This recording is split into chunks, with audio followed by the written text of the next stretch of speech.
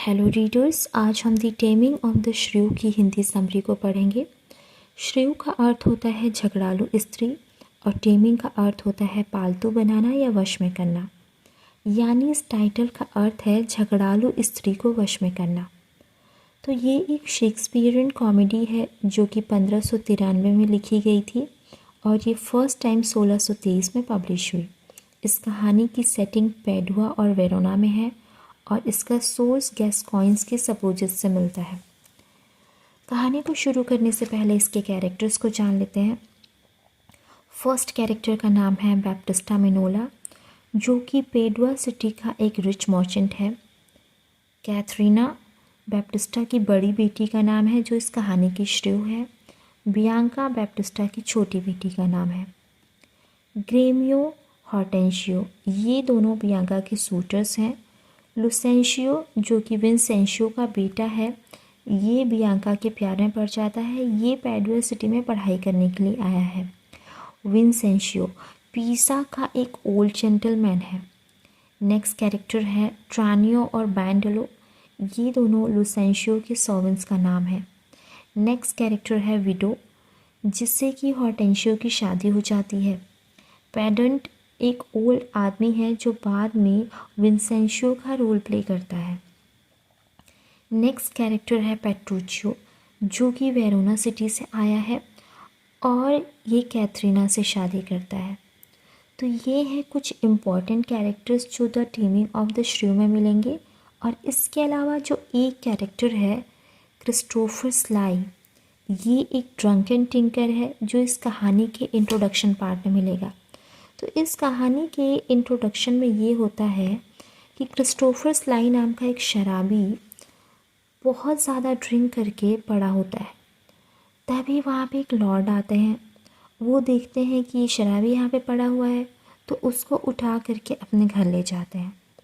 घर ले जा करके उसको वीआईपी ट्रीटमेंट देते हैं। उसको बिल्कुल ऐसा ट्रीट किया जाता है जैसे कि वो मालिक हो।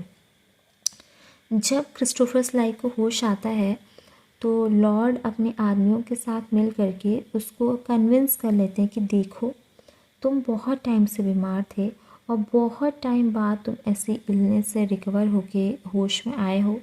तुम गरीब नहीं, तुम अमीर हो, तुम कोई शराबी नहीं हो। तो होता ये है कि वो उसके लिए एक वाइफ का रोल भी प्ले करवाता है एक अपने नौकर से। तो जब क्रिस्टोफर स्लाई देखता है कि अरे उसकी वाइफ भी है, तो वो बात को मान लेता है कि हाँ, मतलब मैं अच्छा इंसान हूँ, मुझे कोई बीमारी हो गई थी। तो फाइनली वो कहता है कि ठीक है, मुझे अकेला छोड़ दीजिए, मैं अपनी वाइफ के साथ कुछ टाइम स्पेंड करना चाहता हूँ। तो सारे जो सर्वेंट्स होते हैं वो कहते हैं कि स्वामी आप थोड़ा वेट करिए, कुछ एक्टर्स आए हैं जो आपके लिए एक प्ले परफॉर्म करना चाहते हैं। तो जो ये प्ले परफॉर्म होने वाला है क्रिस्टोफर स्लाई के लिए, वही कहानी है द टेमिंग ऑफ द श्रेव की। तो अब इस कहानी में और इस इंट्रोडक्शन पार्ट में एक कनेक्शन है जो आप इस कहानी को पढ़ेंगे तब आपको समझ में आएगा। तो शुरू करते हैं द टेमिंग ऑफ द श्रेव की हिंदी समरी। तो होता ये है, पेडुआ शहर में एक अमीर मर्चेंट है जिसका नाम है बैप्टिस्टा मिनोला। उसकी 2 बेटियां हैं, कैथरीना और बियांका। तो कैथरीना जो इस कहानी की श्रेव है, वो इतनी ज़्यादा झगड़ालू है कि उससे कोई भी शादी नहीं करना चाहता। लेकिन जो बियांका है, उसके लिए 2 सूटर्स हैं जिनके नाम हैं ग्रेमियो और हॉर्टेंशियो।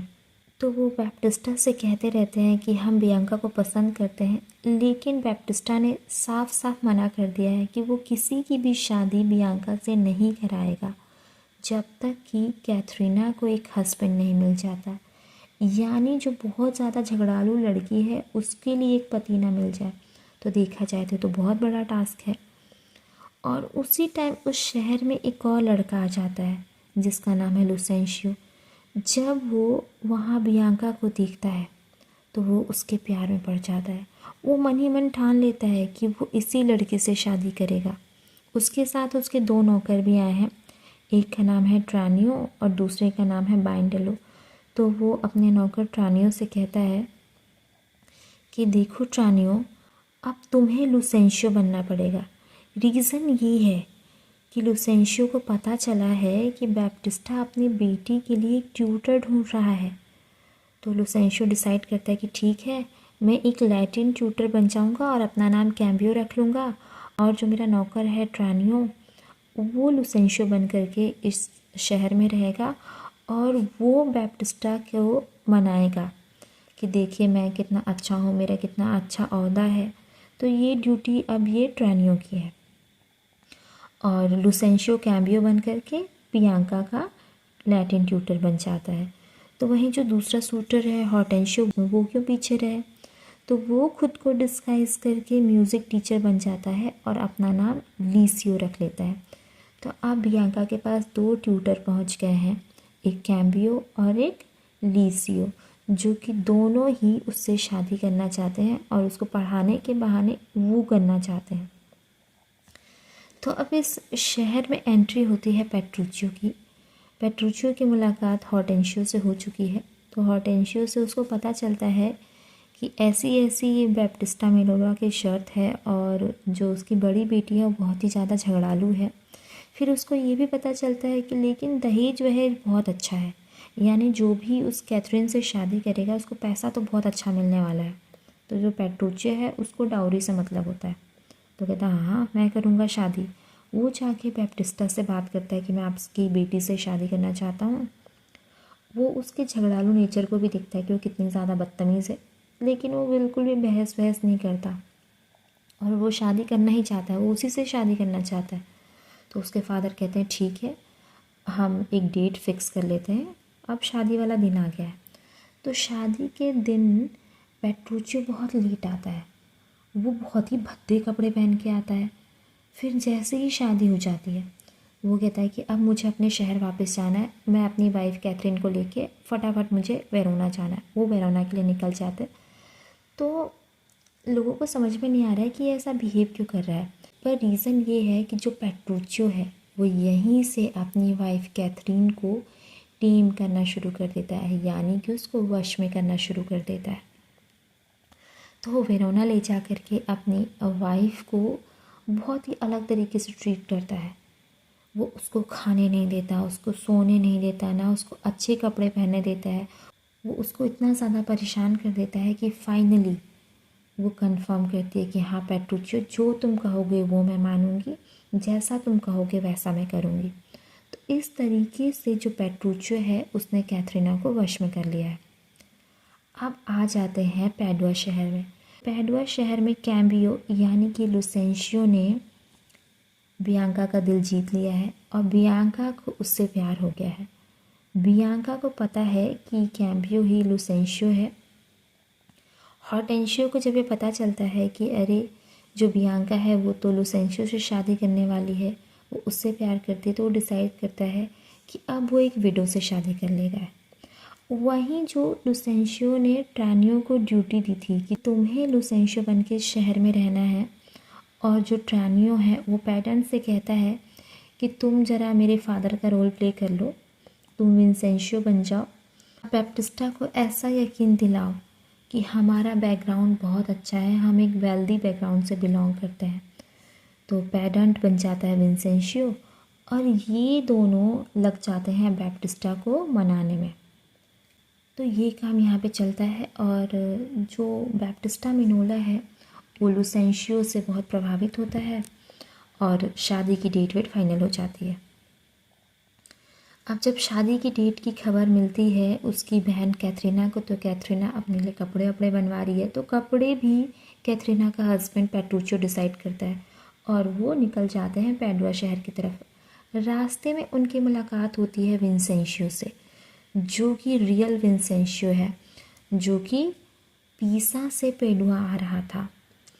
तो जो पेट्रूचियो है वो कहता है कि देखो वो एक औरत जा रही है। तो जो कैथरीना है वो कहती है हाँ हाँ वो एक औरत जा रही है। फिर वो दिन को रात कहता है तो कहती है हाँ रात हो रही है। फिर उसके बाद से वो उसे रियलाइज़ करवाता है और उसे कहता है कि माफ़ी मांगो, विंसेंशियो कोई लड़की नहीं, वो तो आदमी है। तो फिर वो कहती है हाँ आई एम सॉरी, मैंने नहीं पहचाना, ये तो सच में एक आदमी है। तो इस तरीके से जो पेट्रूचियो है उसने कैथरीना के माइंड को, उसकी सारी हरकतों को अपने वश में कर लिया है। अब पैडुआ शहर में जो रियल लुसेंशियो है वो बियांका को लेके भाग जाता है, क्योंकि इतना ज़्यादा कन्फ्यूज़न वो टॉलरेट नहीं कर पा रहा है। वो दोनों भाग के शादी कर लेते हैं, क्योंकि वहाँ पे एक नकली लुसेंशियो घूम रहा है और उसका फादर भी है, दोनों ही नकली हैं। तो वो सिचुएशन से भाग करके शादी वादी कर लेते हैं।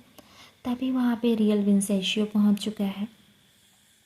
जब वो देखता है कि कोई और मेरा बेटा बन के घूम रहा है और ये कौन है जो विंसेंशियो बन के घूम रहा है, तो उनके आपस में बहस हो जाती है। तो बहस होने के साथ ये होता है कि रियल विंसेंशियो को पकड़ लिया जाता है। कन्फ्यूज़न इतना ज़्यादा बढ़ जाता है। तभी वहाँ पे जो रियल लुसेंशियो है वो वहाँ पे आता है और बताता है कि ये मेरे फादर हैं, ये विंसेंशियो हैं और मैं बियांका से बहुत प्यार करता हूँ और इसलिए मैंने ऐसा ऐसा किया। तो फाइनली जो दोनों फादर्स हैं, बैप्टिस्टा और विंसेंशियो, वो माफ़ कर देते हैं अपने बच्चों को। अब आता है रिसेप्शन, जो कि एक कंबाइंड रिसेप्शन है पेट्रूचियो और कैथरीना का, लुसेंशियो और बियांका का, हॉर्टेंशियो और विडो का। तो उस रिसेप्शन में तीनों आदमी मिलकर शर्त लगाते हैं कि किसकी बीवी सबसे ज़्यादा ओबीडियंट है। पेट्रूचियो कहता है अच्छा ये बात है, तो इसमें तो मेरी वाइफ ही जीतेगी। लेकिन बाकी लोग को लगता है कि वो कैसे जीत सकती है, वो तो श्रेयू है, वो तो इतनी ज़्यादा झगड़ालू है, वो तो किसी की बात मानती ही नहीं है, कैथरीना कैसे जीत सकती है। वो सब भी शर्त लगा लेते हैं। वो सब एक सर्वेंट को बुलाते हैं और कहते हैं कि जाओ हमारी वाइफ्स को बुला के लाओ। तो लुसेंशियो और हॉर्टेंशियो की वाइफ तो वहाँ नहीं आती, लेकिन कैथरीना एक आवाज़ में ही फटाफट दौड़ के वहाँ पे आ जाती है और उसके बाद से उन दोनों की वाइफ्स को भी डांटती है कि हस्बैंड्स की बात हमेशा माननी चाहिए। सब लोग बहुत शॉक्ड हैं कि कैथरीना ऐसे बिहेव क्यों कर रही है और बहुत ज़्यादा खुश भी हैं। तो फाइनली हम देख सकते हैं कि जो झगड़ालू स्त्री है उसको पूरी तरीके से वश में कर लिया गया है। तो हम देख सकते हैं ये कनेक्शन जो इंट्रोडक्शन है और जो इस कहानी में है कि अगर किसी इंसान पे एक ही बात लगातार थोपी जाए, उसके मन में एक ही बात बार बार डाली जाए, तो उस चीज़ को कहीं ना कहीं एक्सेप्ट कर लेता है। जैसे कि कहानी के इंट्रोडक्शन में क्रिस्टोफर स्लाई के साथ हुआ था कि लॉर्ड के बार बार कहने पे कि आप देखिए एक अमीर इंसान है, उसने खुद को अमीर मान लिया। टेमिंग ऑफ द श्रेव में हमने देखा कि पैट्रिशियो ने कैसे कैथरीना को टॉर्चर करके, उसको खाना ना दे करके उसको अपनी बात ऐसे मनवा लेता है कि उसके माइंड में अब बैठ गया है कि हाँ मैं बहुत एक अच्छी वाइफ हूँ और जो मेरा हस्बैंड कहेगा वो मैं मानूंगी। तो इस तरीके से जो झगड़ालू स्त्री है वो उसके वश में आ जाती है। तो ये थी द टेमिंग ऑफ द श्रेव के हिंदी समरी। आई होप आपको ये वीडियो अच्छी लगी होगी। ऐसी ही वीडियोस को देखने के लिए चैनल को सब्सक्राइब करें। Thanks for watching.